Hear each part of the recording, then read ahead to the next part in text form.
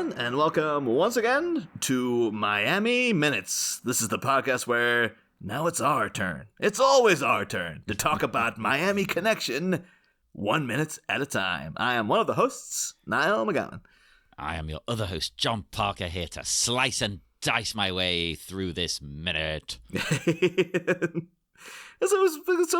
kind of a slicey motion. There's a lot of poking. He's doing a lot of poking with that knife. We'll get to that when we get to it. It's his poker.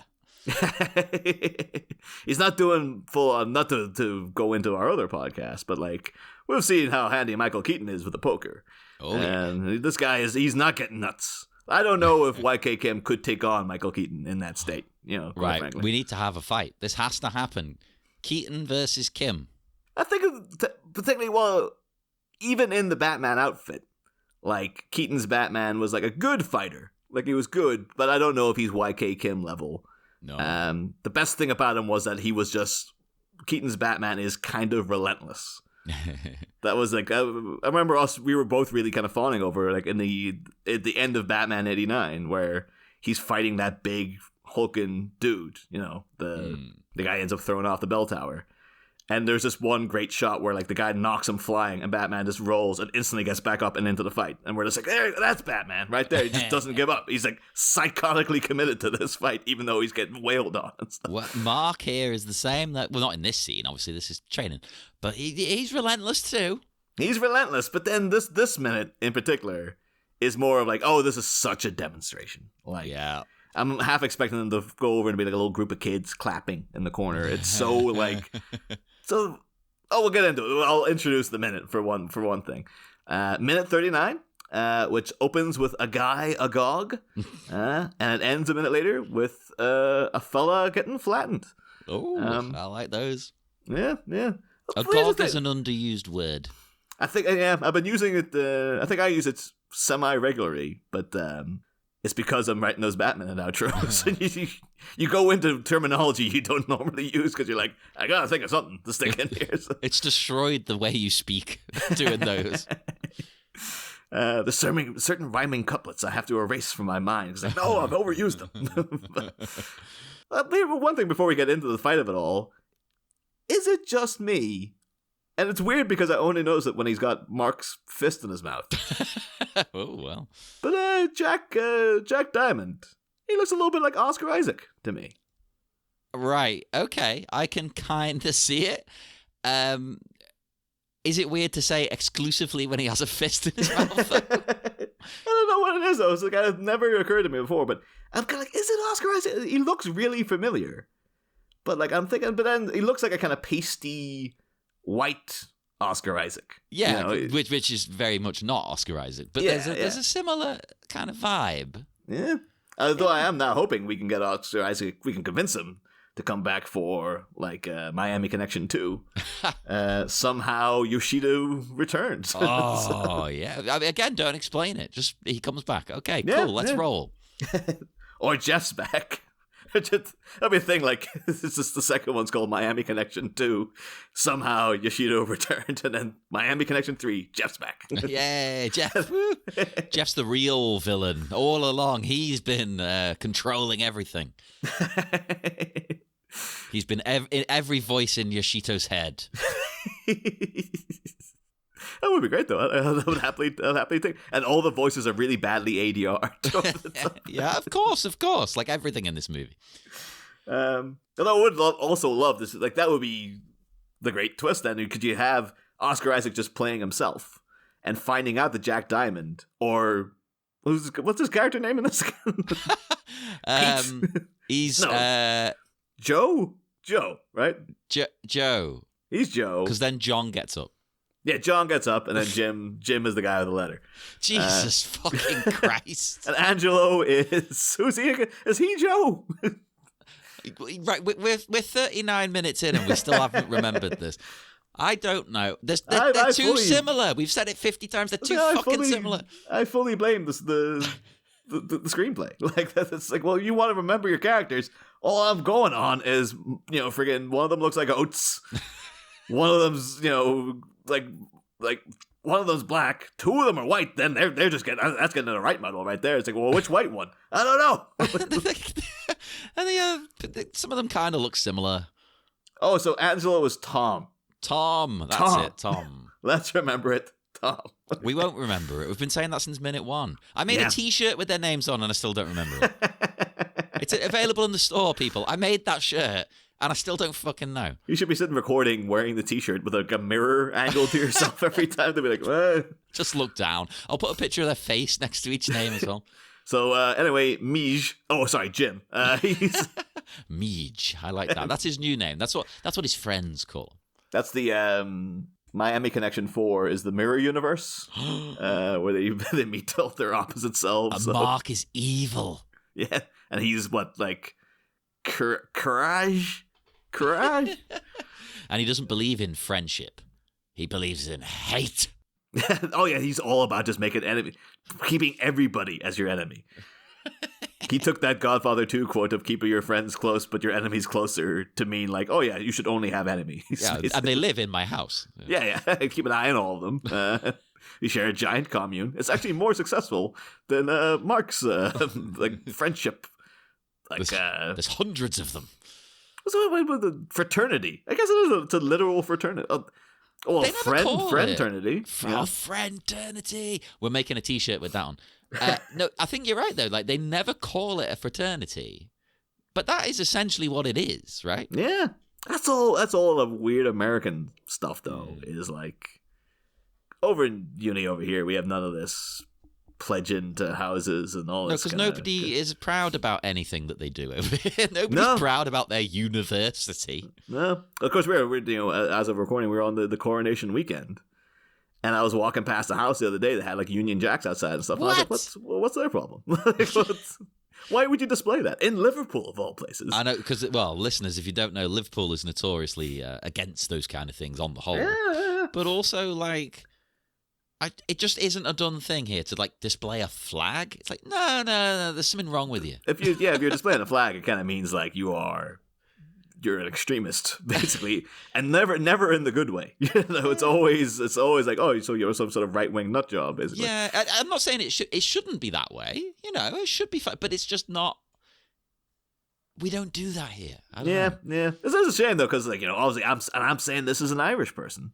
Was raised to hate England and all its colonial ways. And then you come over here and steal our jobs. Yeah, exactly.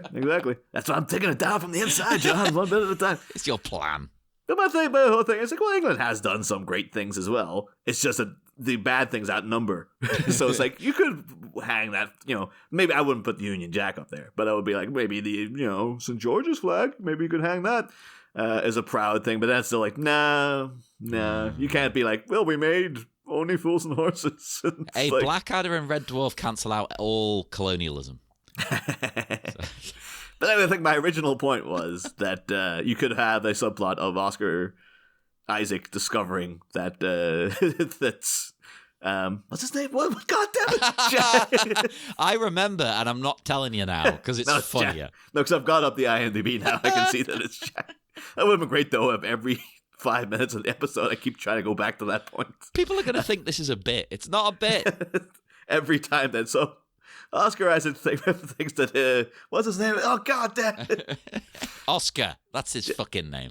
But he thinks that he discovers that Jack's his dad or something, and he's it's a proper like it's a kind of the unbearable weight of massive talent kind of thing, where it's like Oscar Isaac literally playing himself. You mean playing Oscar? Oh my God! Okay. Yeah. He is Oscar Isaac, superstar, and then there's this discovery. Always grew up thinking that he was an Orpan, perhaps raised by like a faction of the YK Kim. Fraternity. That's where he went to university as well, never realizing that one of its founding members was in fact his own father. Oh my God. And then his dad goes from being lame to being cool in his eyes. Yeah. And then until he sees this old video of Mark, taking him down so badly and shoving his fist in his mouth, and then be like, oh, my dad, I was like Moon Knight. Like, my dad's lame in comparison. Yeah, that's pretty breedable and submissive, dude. Yeah. Oh, But anywho, so a guy looks a little bit like Oscar Isaac. I was going to ask a question before we actually dug in as well. Yeah, this is going to be an off the rails episode, people. What hazing rituals would this frat have? Maybe what we are witnessing is in fact. You've got to let me put my fist in your mouth. We did. Like the first couple of months, we were really busy, but training you. Part of the hazing is also to become a member of Dragon Sound. Of course, yeah. You have to write 5 songs for them, and they all have to be based around ninjas or friendship. Oh my fucking god! How am I going to pull this off? But Jack finally did it, so now him and John are finally getting hazed enough to. So usually they would have blindfolds on, but that's it's too nice a day out. You have to appreciate the sun while you can, because of course Florida's notoriously quite stormy. So plus he's Mark likes them to look him in the eyes when he's putting it in there. Well, you see, there is a look of genuine like awe and terror. That's almost exactly what I wrote down because like he looks like super grateful that this god of a man, like this arbiter of life and death, has spared him. Yeah, he does have a kind of like I just kept thinking of Mark being like, in Red Dragon, when the Francis Dolarhyde is like giving out to the guy, like, Freddie Lowndes glued to the wheelchair, and he's like, "You owe me all." That was probably part of his whole tirade before this started. Was like, "I'm gonna make you assholes respect me from now on." Okay. It's a bit weird. I think it's not the healthiest of friendships, really. That is it. If you're looking at your friend in that manner, it feels off. It feels like there's a power imbalance. It's very much like, oh, that guy could have knocked all my teeth out, but he didn't. I'm eternally grateful for him, but also living in fear because he could do it. I just saw that he could totally do it anytime he wants. This is his proof. Like, I wouldn't do it, but I could. They all actually have like rich, full families, but they have to pretend to be Orpans. Because otherwise, Mark's like, I'm an Orpan, and you're all gonna be my Orpan brothers, okay? Or maybe they're not even pretending. Maybe he killed their parents because he wanted brothers. Like, when Jim found out he had a father, he's like, "A father? What the hell? I thought I finished that sucker off." That's he had the deleted ending. Was like Jim's father coming and meeting him, and then just hearing like. Just the ending shot of Mark like twisting his neck. No family, only Orpans. It's like a Jedi, no attachments. Come on. Some of the other Dragon Sound songs are like just like how horrible family is, and how like they never have your back. Only Mark has your back. Friendship is fine. Family is not. Whereas on the other side, of course, Jeff is all about family, but hates friends. So there you go. Why can't they just meet in the middle? Yeah, if only there was some sort of neutral middle ground that nearly all of society operated on. This is the foundation of that society. This is how it came to be. I think because then we cut to the shot of them bowing, and I had a note here because I always notice this thing because it's bugged me. As a note I have for another movie that we'll never get the opportunity to talk about, I guess, outside this minute, in that Mark had his fist in... Check it in. Jack. Jack's mouth. He had his fist in his mouth. Cut to the next shot. Mark's about, 5 feet away from him now, within the blink of an eye. Okay, yeah. As if he's, like, unless he's Mr. Tickle. Like, how the hell did he get his arm over there? Like it's a shoddy edit, is what I'm gonna say, John. He can stretch like Dalsim from Street Fighter. I guess we were. Why did I go to Mr. Tickle when Dalsim? We were talking about Street Fighter just last week, for God's sake. But it reminded me of you saw The Rules of Attraction, right? Maybe you did, because it turns out I thought it was like an acclaimed classic, but it turns out a lot of people neither know nor like The Rules of Attraction. I know of it, and I thought people liked it, but I don't think I've seen it. It's like a really dark comedy from the early 2000s starring James Van Der Beek, where he was really trying to get away from being Dawson.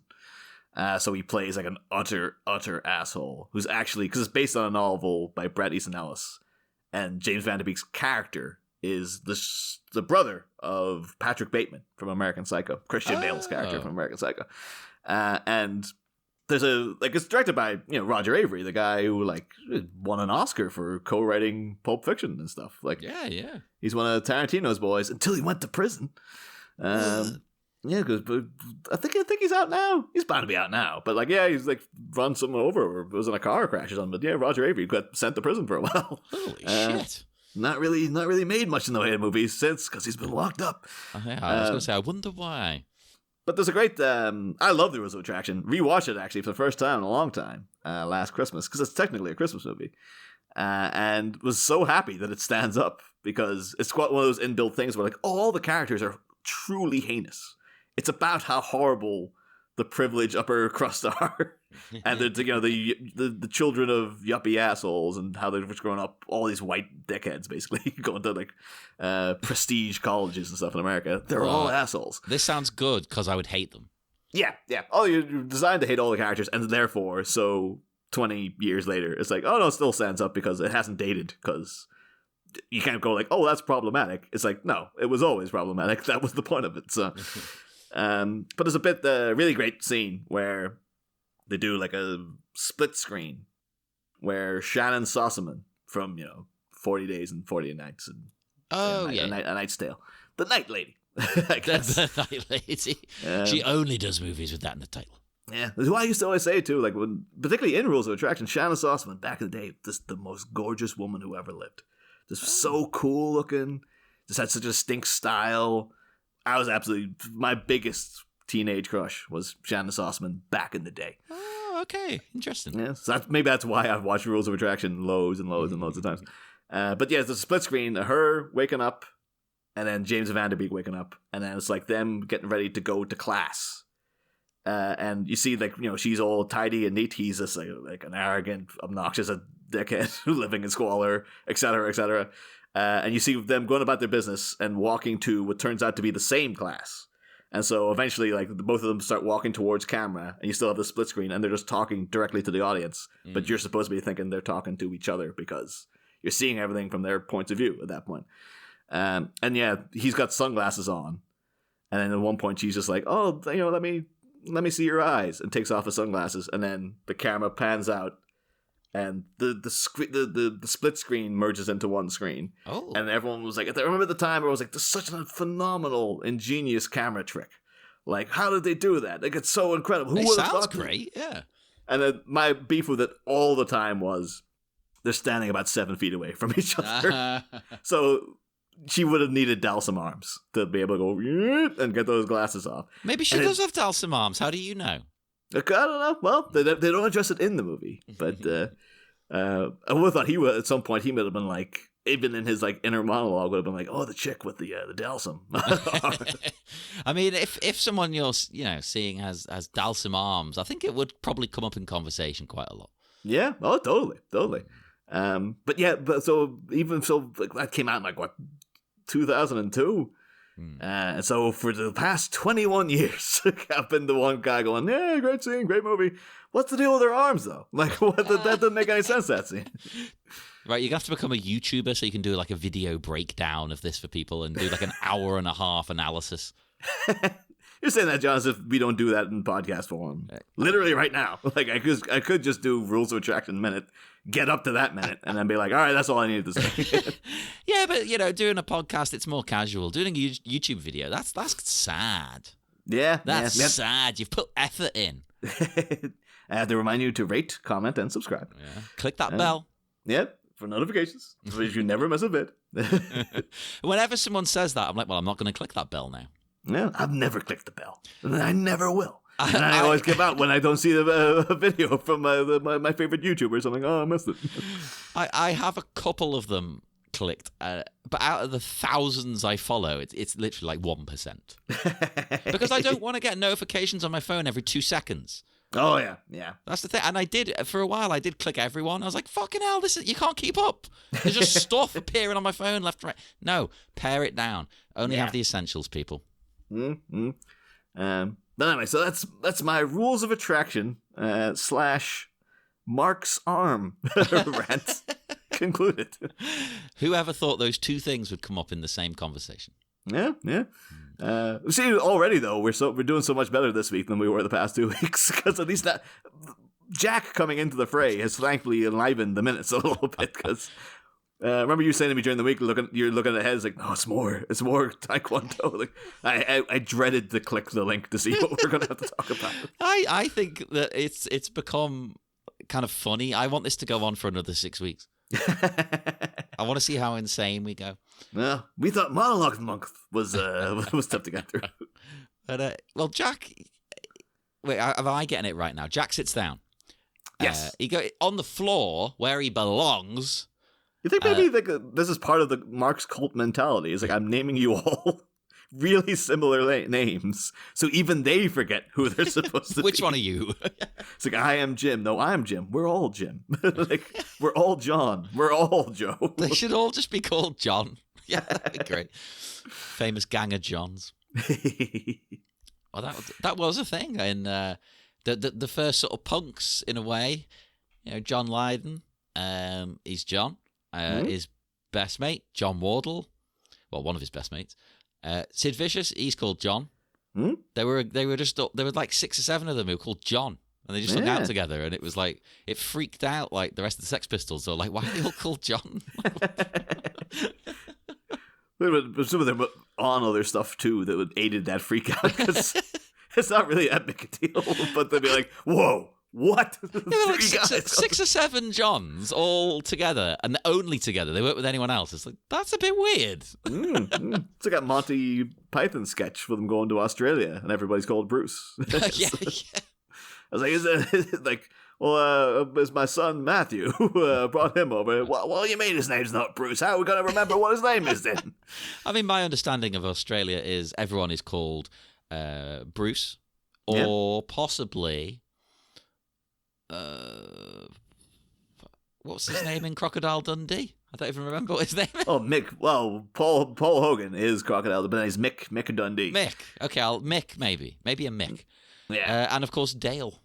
Of course, yeah. They're fans of Batman. Or if you're not familiar with Batman, one of our frequent guests is, of course, the very charming Dale Kingsmill, who's always a pleasure to talk to when she's on. She's from Australia, so it's the only other Australian name that exists. They only have 3. It was part of the agreement of them becoming independent. I love it. She's Dale, but it's Dael rather than Dale Cooper would be Dale. And I've never seen anyone else with that spelling. So no, same. Is it an Aussie thing? Is it even a name? Is it slang? I know that Dale Kingsmill is not her name. Like, oh, there you go. Her first name is Dale, but as far as I'm aware, that it's Dale. Well, that's what I mean. Like, maybe it's not. But no, Kingsmill is. I think it's like. So I think her actual name isn't as dynamic. So I think it was a little bit of like, just give myself a little bit of an edge there and stuff. Yeah, nothing wrong with that. I should come up with a better surname for podcasting. It's John de Romarche. Oh yeah. I want something very fancy, yeah. Maybe we should just change though. Just both call ourselves Joe or Jack. So every time, like, no, we don't have second names, so we're just Jack. I want something fancy to go with it though, Baudelaire or something. Every time I hear Baudelaire now, I keep thinking of the Lemony Snicket Show. Yeah, and the guy going Baudelaire, like the guy who's always chasing them, like to look at, not Count. Olaf. I'm going to call him Orlok. Not kind of Orlok. Count Orlok. That's a very different thing. But yeah, the guy who was like in charge of the adoption guy. Was always, but he was always. My main memory of the show now is him just going Baudelaire constantly. It's weird that I don't remember much else about that show. It was so prominent for like 3 years, and now it's just vanished. It was fucking brilliant, and I do remember I had a massive crush on whoever that woman was who was evil. Oh, Lucy Punch. Yes, that was her. Yeah. I thought she was amazing. I was obsessed with her. No, she was great. She was great, yeah. But anyway, now we're wandering off topic again. We'll get back. That's what's going to happen with these episodes, people, with these particular ones. But, so, John gets a cocky little smile. And he kind of says, hey, now it's my turn. It's like, I'm going to take this asshole down. Yeah. Which, right, this is what I'm going to be going back and forth, right? Because I've been saying how clearly this is a demonstration. And you brought that up at the start here. But this reaction from John makes me think this is a bit of evidence to say it's an actual sparring match, isn't it? Because his reaction of like, haha, I'm going to take him. Yeah, it's like they're trying to play both sides. Yeah. And it's like you really need to decipher whether you've just filmed an actual sparring match very badly. Or just make it clear that they're demonstrating something in order to get like new members or something like that. Yeah, or they could even be practicing for a demonstration. That's fine. Yeah. Particularly, I got my eyes probably bugged out of my head when I saw him stand up because he freaking takes out a knife. That is wild. He just goes in with a fucking blade. He's just going like, now it's my turn. He just goes over and just like stabs him in the neck or something. Well, that is evidence that it's a demonstration. That's evidence the other way. Unless their friendship is also very peculiar and you just pull knives on each other. So you killed my parents, you piece of shit. You do note in the background, too, though, it must be a demonstration. It must be this. It's basically the same thing that Ishido was doing. Because look, behind them, they've got stacks of bricks and boards. So they're clearly going to do the old, snapping the board in half with the karate chop business. Sorry, not quite, but taekwondo chop, whatever they refer to it as. Well, you're spot on. You're right. You're absolutely right. Which makes his reaction here peculiar. Yeah. They also throw bricks at Mark. And he, like, punches them midair and they just, like, turn to dust. Oh, everything. There's no debris. Just psh. But again, though, this should be, like, another kind of... Maybe they thought it was enough already, because it's so weird that we saw like Yoshido basically doing a demonstration at the start of the movie, and now we have the good guy doing the kind of like, but they should have been doing like different moves or moves that kind of complement each other or something, or I don't know if they ever get to a moment of Yoshido getting to do the classic, you are not so different, you and I. They should spend a bit more time, I think, leaning into the sort of two sides of the same coin aspect. Yeah. Like a yin and yang sort of situation. Because even like the comparison we just did earlier in the movie, where it's like, well, if they were to say that Dragon Sound are all about friendship and they don't have families, they're found family, all this kind of thing, in comparison to Jeff, who's just like iron grip on his family. He wants control over his sister's life and stuff. I mean, there's something there, there is a kind of, but it's not particularly emphasized. It's taken us 39 episodes to be like, oh yeah, that is there, I guess. Maybe that's a thing. Yeah, but also I guess people listening might be like, it took you 39 episodes to figure out what the characters are called, you assholes. Hey, and you know what? Once we're at the end, I'm going to forget all over again. Let me tell you, that's going to happen. I mean, like, we go out to the pub quiz the next week, and it's like, name all the characters in Miami Connection. Does us, Angelo. Oates. Joseph / Jack Diamond, whatever his name was. Grandmaster Mark something. Yeah. Jeff. And then Jeff's sister, whatever her name was. I've forgotten her name. Keyboards. Yeah, the keyboards are my favorite character. But they do another bow, of course, the code of honor. And then the action begins. But as it does begin, does Mark swat a fly out of his face at the start? Or rearrange his floppy hair? Let's see. I didn't note. Well, I've got the minute playing here. Something clearly annoys him milliseconds before they really go for it. Watch. Oh yeah. I think it looks like he's like it kind of looks like he's brushing like his bangs, I guess as they call them in America. His fringe. Yeah, fringe Americans. It's called a fringe. Yeah. Although I think they have fringes in America too. It's just when it's parted because that's why it's multiple bangs. So you part the fringe, it becomes bangs. And then when they're unified, it's a fringe. And it's like, well, why isn't it a bang? Like, that doesn't make any sense to me. I don't understand stuff like that. There was already a word for it, America. We had a word. We came up with the word. Just use the word.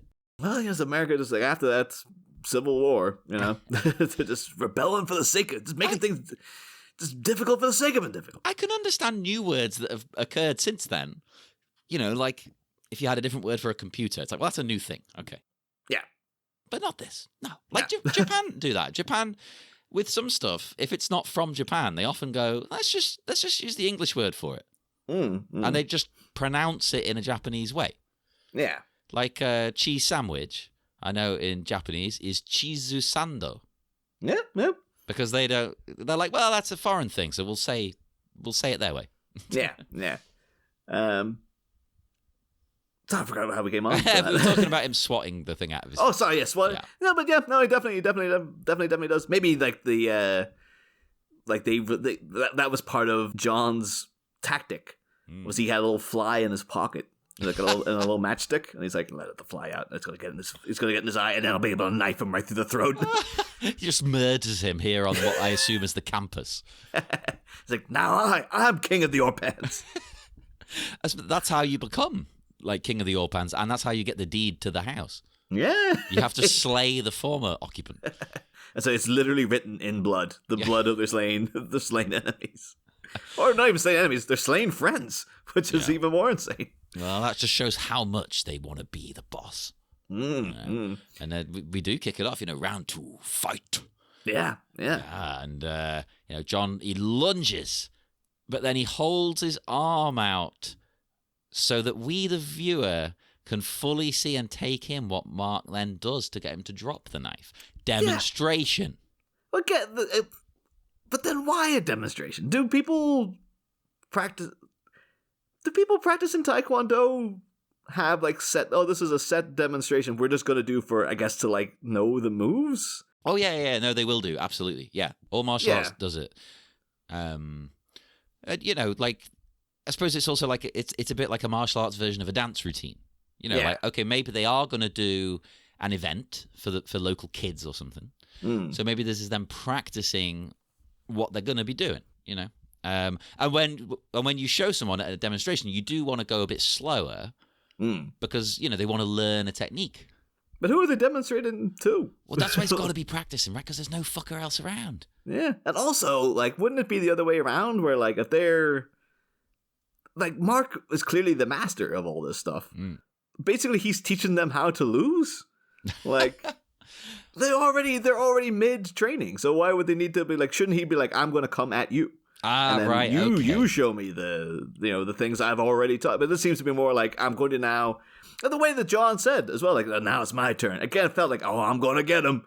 And then it's like, no, I'm going to get him by going to the prearranged moves wherein I will be defeated. It didn't, Well, see, but the prearranged thing of him being defeated, I'm fine with that. Because... Again, there might be... Basically, I think the demonstration will be... Well, Mark's the leader, so he is showing everyone the moves. So his students, step in and they become the... almost like the punching bag. So they're going to lose, that's fine. But again, as you just said, now it's my turn. Yeah. Like, well, what... So are you trying or not? Because you don't look like you're trying. Where's Jim and Angelo as well in this scenario? Can't be bothered. They're getting drunk. Well, unless they're just off camera lying like in a heap because Mark's already taken care of them. He's battered them all.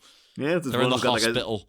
One of them's got a chainsaw on his hand. One of them's got like a freaking broken bottle or something. Like, and he's just like, I go much more. They have to go slow for me so they can see the moves, but then I will, in fact, I was so close to knocking that guy's teeth out. Like, what Holy shit. I won't touch teeth. I will crack skulls. That's a thing, like, you can't prove that was me. But teeth is a bit more like, well, everyone's going to see it, Yeah. Maybe you want him to see it. Yeah. Plus, when he goes around with people, like, Jack's teeth sticking out of his knuckles, he's like, oh, yeah. Oh, that would look cool. You could make, like, knuckle dusters out of teeth. That seems like a thing that should be in like a Mad Max movie or something. Yeah. Like a guy who's got knuckle dusters literally made out of his enemy's teeth. And so like it's taking chunks out of your face or whatever when he's punching you. That's a great idea. Why hasn't anyone ever done that? Again, though, something to put work in for either Miami Connection sequel that we can write or just add it to the spec novelization. Yeah. I think just say that's part of Jeff's gloves. That's what he does. I think novelization. I'm getting that vibe out of it. That's perfect. Yeah. The fans are actually going to want us to sit and write this now, and we're not authors. If I had more time, I genuinely would. If I had the time to go back through all the episodes as well, and also take note of all the things we said we're going to put in it. But that would definitely be one, because then that would add into the we're not so different, you and I, kind of element of, because Jeff's way of training is that he would knock the teeth out, which I think we did mention. Although I think we might have been talking about Yoshido.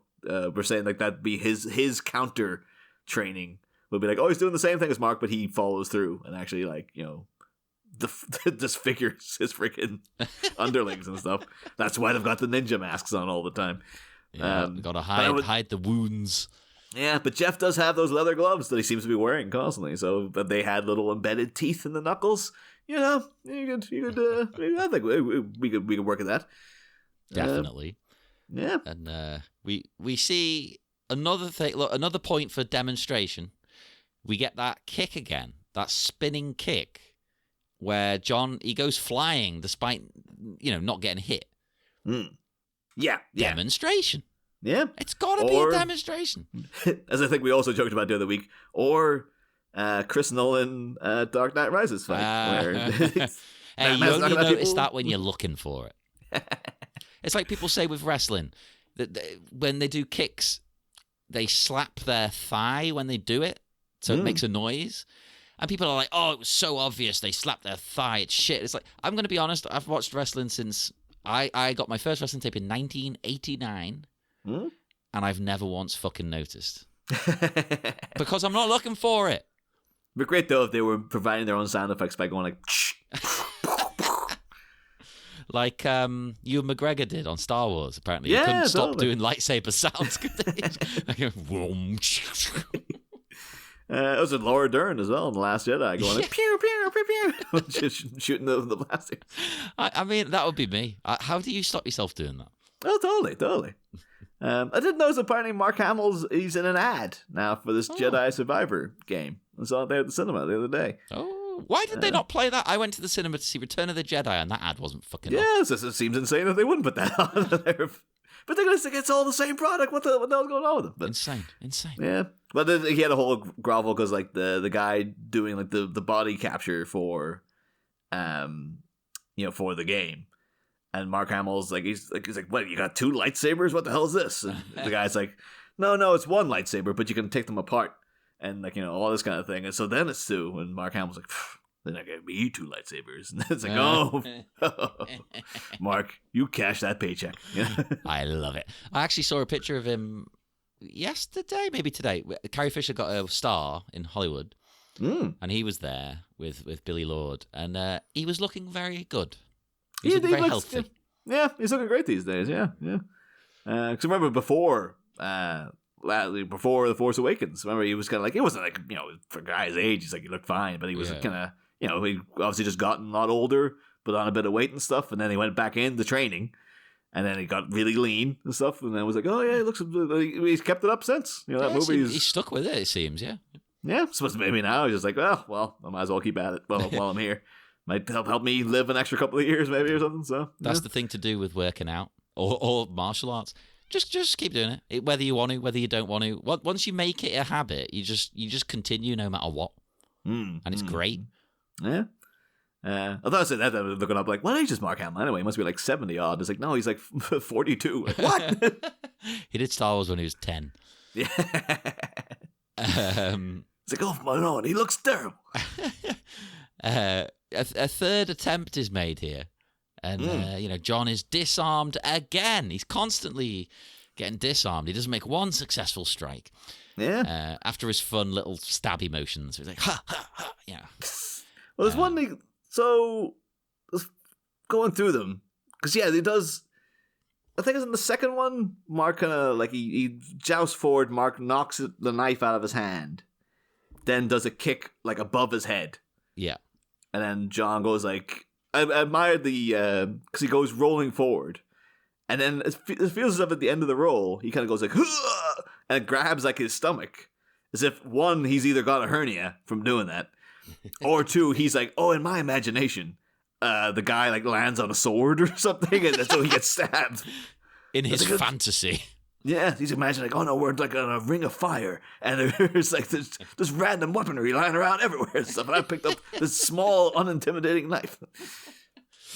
Oh yeah, a knife's a knife. Yeah, well, I say that. If someone came at me with a knife of any size, I would freak out. So, But then again, I mean, an Australian would say, you call that a knife? yeah. But the Australian we mentioned in this earlier in this very episode. No, because that's on every Christmas in Channel 4 during the day, and they've edited so much of it. They edited out that scene. Right, what are the most iconic scenes of the movie? Yeah. What the fuck? It's like, well, that's like one of the things you're sitting there like, all right, so we have to get to the knifey spoony scene. But no, they took it out because I guess because, England's okay in terms of like we don't have a lot of gun violence over here. But knife crime is massive. Yeah. So I think maybe they're like, this is like the hero of the movie is kind of around a giant knife. Like we don't want kids seeing that. But that's part of what's funny about it is like it's inappropriate, right? Yeah. But there's so much of that. I remember talking to Dale Kingsmill about like, my fondness for Crocodile Dundee. And the more you watch it now, it's like, it has aged terribly. I watched it a couple of years ago, and I enjoyed it. I liked the second one. I didn't bother going further. Is there 3 or 4? Whatever. I think there's 4 now. I think I think they did something called like The Amazing Mr. Dundee. It only came out like last year. Fucking hell. But it's no, because like there's Ace Ventura shenanigans going on there. A little bit, but it tends to. I'm not saying in every case, but it tends to be more like you're laughing that he's uncomfortable with things or he doesn't understand things. Whereas Ace is just out and out being a prick. No, so there's a bit where a trans woman approaches him at a bar, and he kind of looks at her, and he's like, wait a minute, and he just grabs the crotch, and he's like, oh, bloody hell, it's a bloke! And then everyone in the bar starts laughing at the woman as she runs out. See, that's, if they laughed at him... Yeah. But vibe. It's supposed to be like the joke is like, the joke is he doesn't know about, transsexuals, I guess. And also, like, isn't it funny that he just grabbed this person's private parts? No matter what you think of someone, you don't grab them. Yeah, and it's just really, and he maintains his dignity because everyone's like, oh, we all love Mick Dundee, but it's like, no, that's gonna be traumatic for someone. Like going over there, like trying to flirt with someone, and then they just grab your friggin' private parts, and then the whole bar starts laughing at you. I was like, no, that's horrible. So that bit, Channel 4 kept in. Oh, what a surprise on Turf Island over here. Yeah. But I think you could easily change that to even with the grab. I think because he doesn't understand appropriate, conduct. You just change the laugh, have them laugh at him. Yeah, perfect. Yeah. Problem solved. In fact, is it the first one or the second one where he's going to go to a gay bar? I think it's because most of the second one's set back out in the outback. Yeah, it's the first one then, isn't it? Because I love that bit where he thinks it looks cool because it's like, oh yeah, this looks like a place for tough blokes like us, because they're all dressed like bikers and cowboys and stuff. He's like, oh yeah. Yeah. But say what you want about that movie, though. You cannot go into a crowded train station without being like, she says no, Lee. She's not going to marry Richard. Why not? And as of recording, Liverpool's about to be very crowded at the train station. Eurovision, baby. Oh boy, I am avoiding town this week. Let me tell you. Oh, wow. I know. I mean, again, we know a guy. Works in a restaurant in town. It's his birthday on Sunday. He's not doing anything. He's like, he just wants to get through this month. Yeah. Because of Eurovision, the coronation, bank holidays. He's like, it's everyone else is like, oh, these great days off. And he's like, this is the worst month of my life. Like, I get it. When I used to work in a shop, it was similar. It's like, oh no, a bank holiday. Yeah. But yeah. So yes. Where are we? There was this fake spinny kick, the disarming. Oh yeah, then Mark, he sort of proceeds to fake kick his face 8 billion times.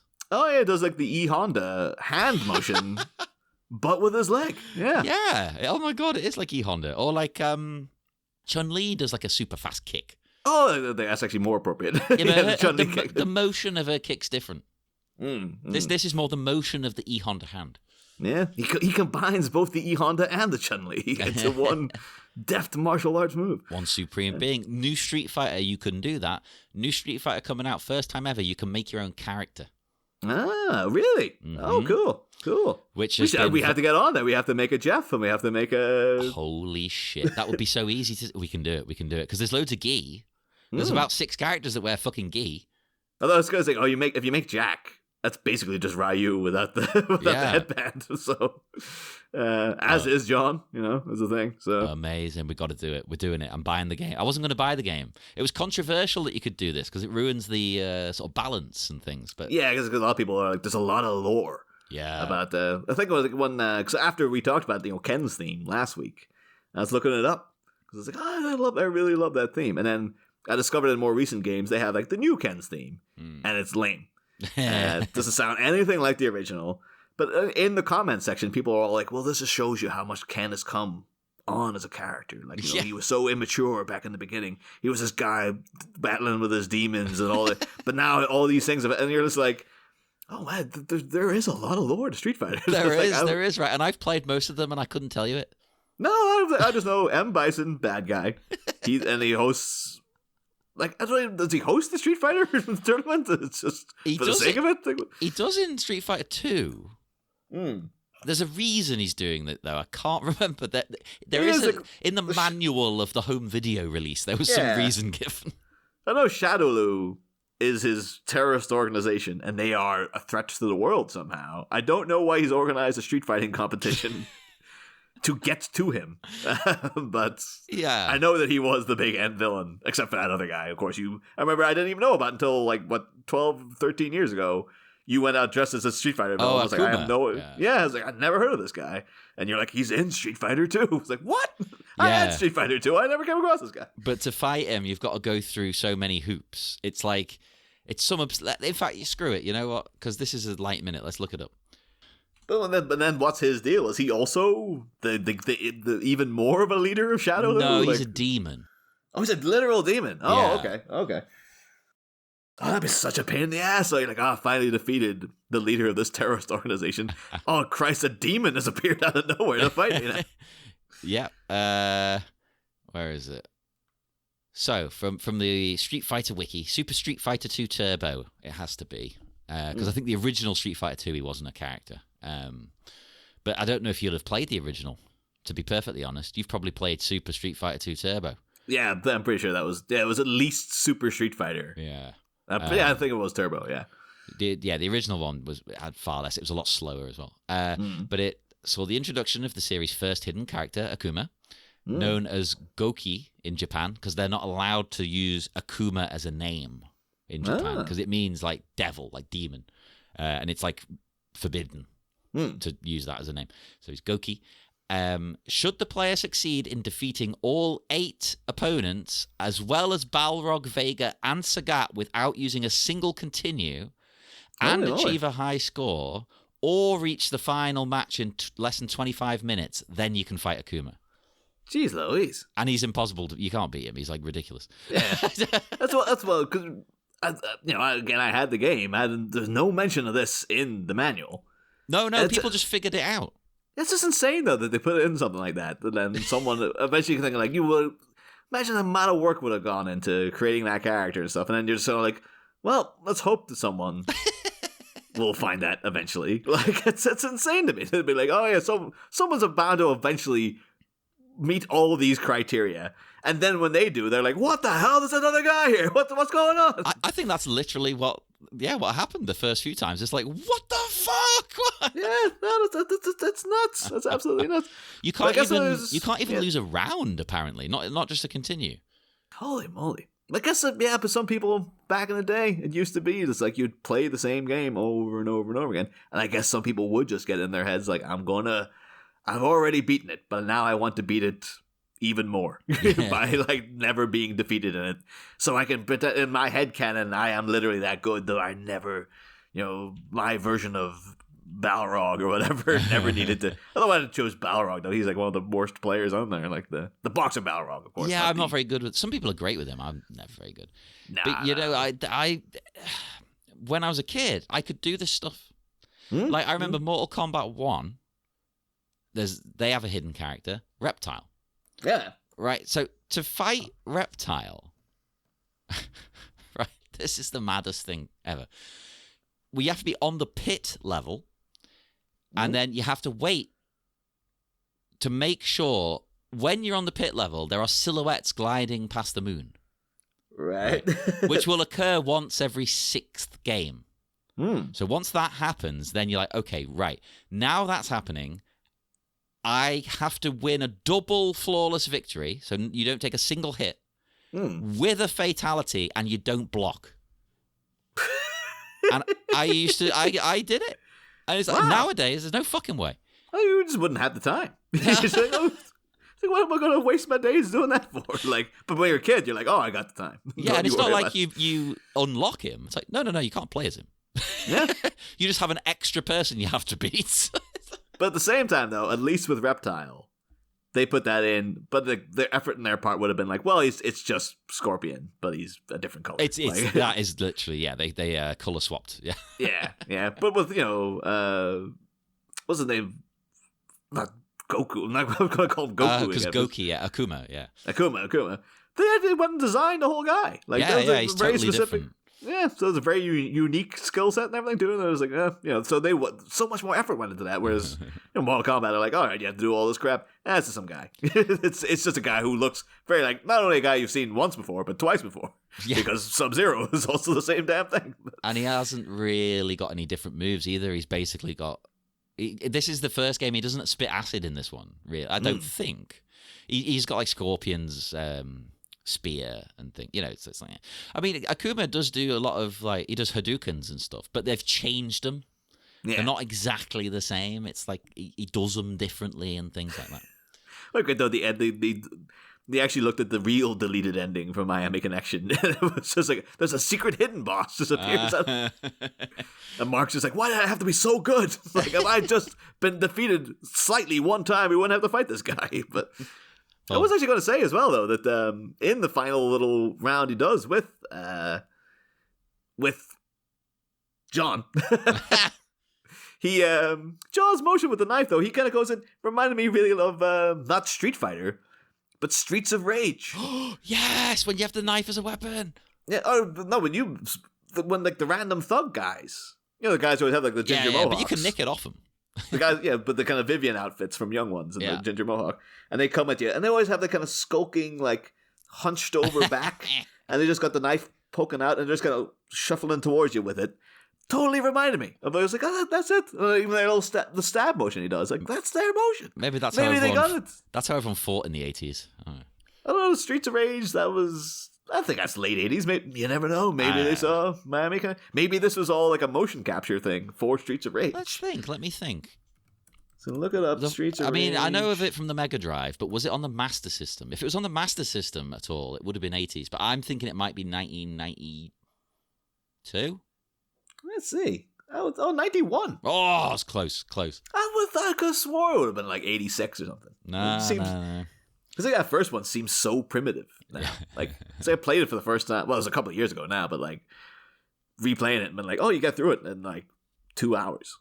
Like you zip through that game now. Second one goes on. Like they really, really upgrade everything. Oh, and it's solid. Yeah. Oh, it's great. Yeah, it's really, really great. And the fourth one that came out recently, fantastic. Still haven't played it. Want it. Really introduced a new character who was like a like this kind of teenage rock chick. Hey. And she's carrying around an amp and stuff, and one of her moves is like when you can blast people all the way by like doing power chords and stuff. Oh, that's so off the time. That's great.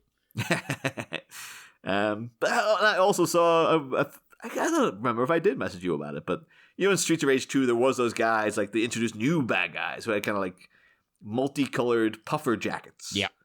And they also had mohawks, but they were slightly different and stuff. I saw a guy out in the shops who looked exactly like that. Maybe he modeled himself on it. It had to be, though, because it wasn't like, oh, he's just dressing in a kind of like a punk outfit. It's like, no. It's exactly the guy from Streets of Rage 2. Like, as if he saw that and it was like, me too. Like, that is who I aspired to be. One of these random assholes who just, there's like a million of them. And they're slightly worse than some of the, slightly harder to beat than the ginger mohawk guy, who's the standard goon. But not by much. But he had the shades and everything, too. Those guys have the kind of bebop rocksteady, like the purple, the visor shade things. I was like, yeah, that too. If I didn't have to wear glasses to see, I would wear those kind of shades. I think I'd wear them, get an extra big pair and put them over the top, I guess. No, I know how awkward that is from 3D movies. Yeah. Yeah. Not nice. But Miami Connection.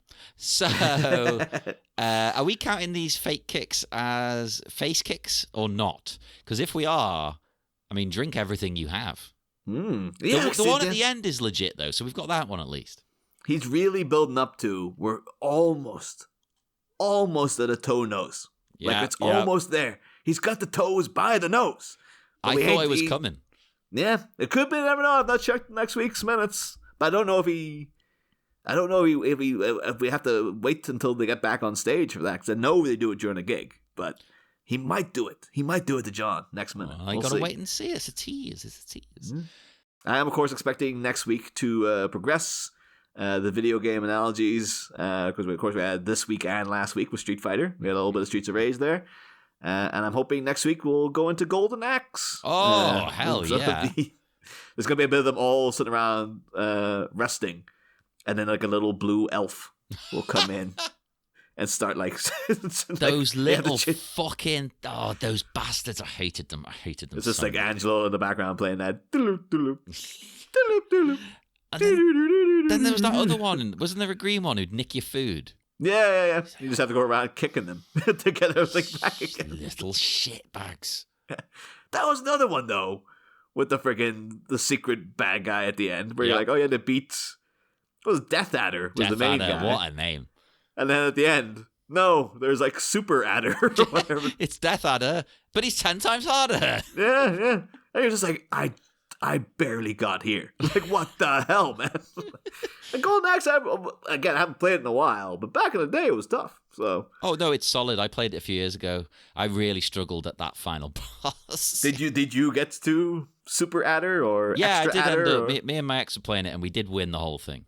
Okay. But it took a lot of work.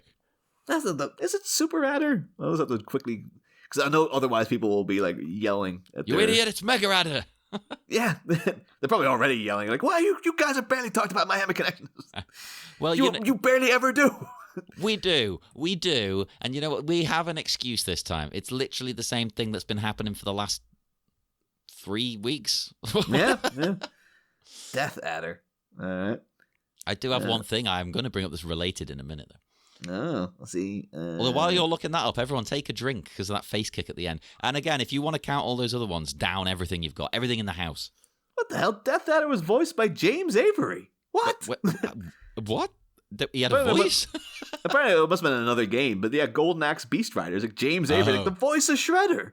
Uncle Phil voiced Death Adder. What? Death Adder looks like a James Avery voice, if you know what I mean. Mm-hmm.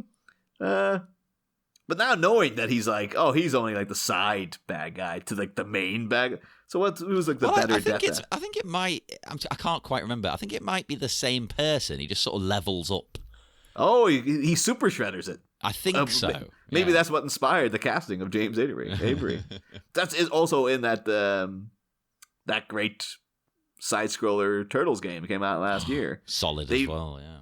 Yeah, but it was all TMNT, the cartoon from the 80s stuff, but they work in stuff from everywhere. And of course, the big final fight is against the Super Shredder from Secret of the Ooze. And you're like, holy Christ, there he is. I'm having trouble trying to think of Golden Axe, the original Golden Axe, all right? And I might give a list of bad guys.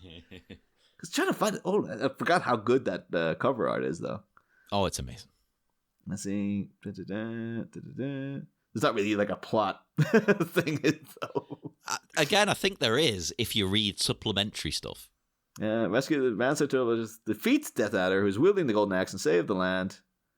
Also, battled Death Adder's mentor, Deathbringer. So he's not an adder; he's a bringer, apparently. Okay. Deathbringer, so he is different. Okay. I mean, I never got the name. Deathbringer makes more sense to me. Death Adder just reminds me of Black Adder. So it's like, are they trying to make something cool? Because it's not a particularly well-known snake, the adder. Like, particularly like outside of like the UK. Isn't it like the only snake we really have over here? Yeah. Maybe a grass snake. Yeah. Particularly too, because it's not like Death Python or something where it sounds fearsome. It's like Death Adder. It's like, oh yeah, but adders are kind of sneaky, you know.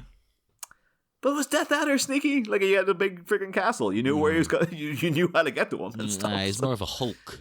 Yeah, he just came out and had a big freaking tough fight, but whereas I would say like a death adder would be like Grima Wormtongue. I had no idea about this too, seeing at the bottom. The arcade release of the game concludes with a fourth wall break end sequence, with some children playing Golden Axe at an arcade.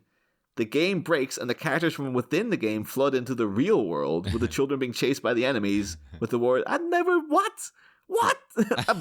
I know what I'm YouTubing as soon as we stop recording. God, I can't. I did play the arcade many, many, many years ago, but yeah, I'm talking about like 1990. I know, definitely. We gotta wrap up this episode. I gotta watch this. We'll advance. We'll move on. So yeah, John goes down, but he hops back to his feet for more punishment. He's a sick, sick man. But then the minute does end. Yeah, hopefully to get some toes on his nose, but we'll see if we might have to wait another couple of weeks for that. We'll see what happens. If he's lucky, he's gonna get it. He wants it bad, baby. But I did look up one thing I found quite interesting. I looked up the article, Best Martial Arts Self-Defense Techniques, Weapon Disarm, from howtheyplay.com. And the section there, Vulnerable Areas to Protect Against a Blade. I thought that bit was pretty good. There's a whole chart of like it tells you where to protect. It's got radial/ulnar artery running along the inside of the forearm. They've misspelt it as foreman, but it means forearm because it says when cut, the quick loss of blood would lead to death within minutes. So inside of your forearm, protect that, people. Holy moly. There's the femoral artery, which runs along the inside of the thigh. When cut, the rapid bleeding could lead to death within seconds. So that's one of the worst. I've heard about that. That's one of the worst places to get hit with a knife. You'd think, oh, your thighs, they're fine. They're big and chunky. I mean, mine are. But no, it doesn't work like that. And the carotid artery, the one in your neck, they're the three most important ones to protect. The one that I always thought, think of that, your thighs are much more vulnerable than you'd think. This always reminds me of The Lost World, Jurassic Park 2, where that guy Eddie Carr. Oh yeah. Of course, I remember all the characters' names from that because I was 10 when it came out, and so no matter who they are in it, I remember all the character names. But you don't remember any of these. No, the current Jurassic World ones, just Chris Pratt, and Bryce Dallas Howard.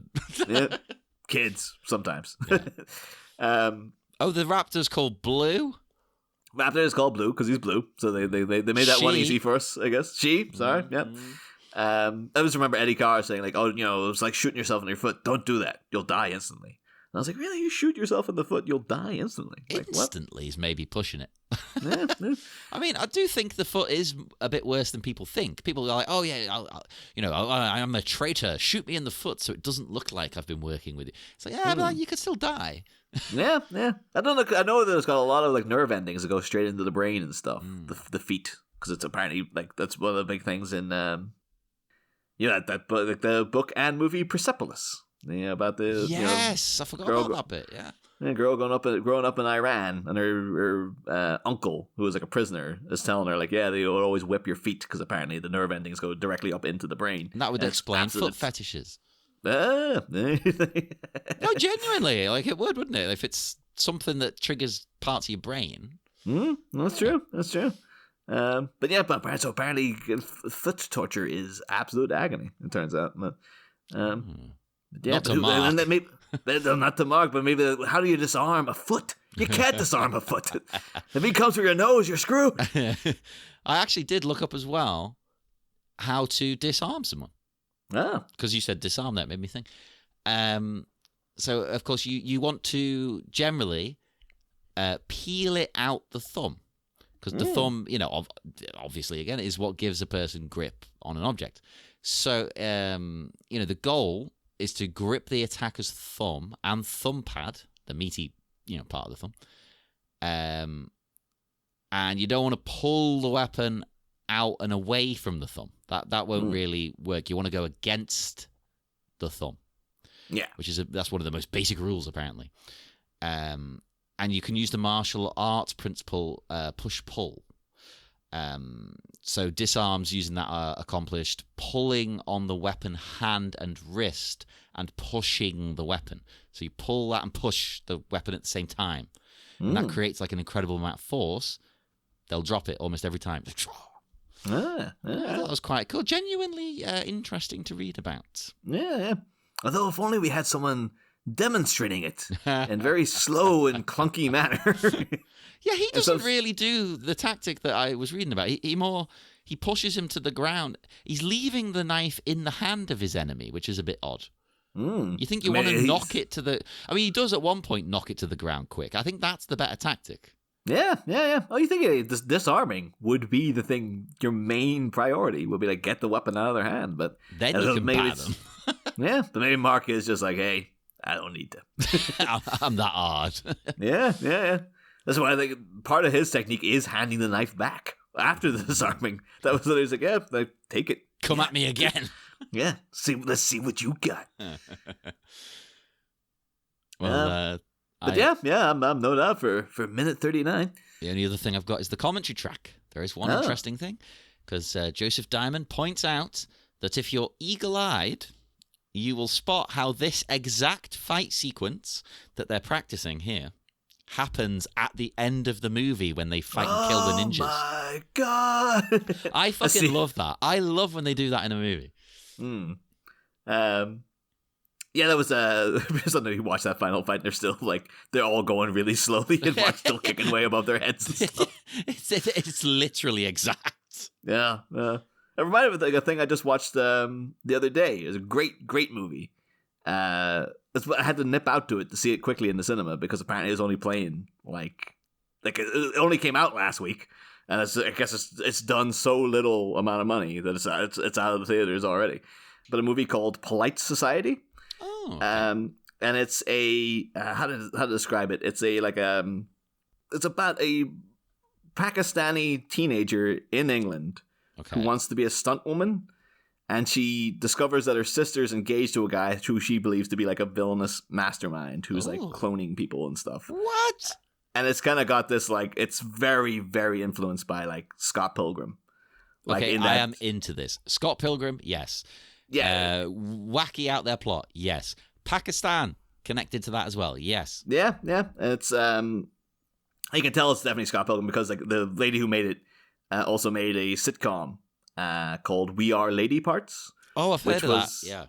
Yeah, it's about the like an all-female Muslim punk band called Lady Parts, and of course, We Are Lady Parts is very reminiscent of We Are Sex Bomb. And you can see that. So like, oh, there's a little reference, and then watching this, like, oh no, this is Scott Pilgrim all over because it exists in a world where people can just do mental kung fu fighting at the drop of a hat. So like the girl's bullying her at school. It just goes into a full-on, high-octane, highly choreographed, like, insane Crouching Tiger, Hidden Dragon style kind of fight. And then they're just treating it as if it's nothing and stuff.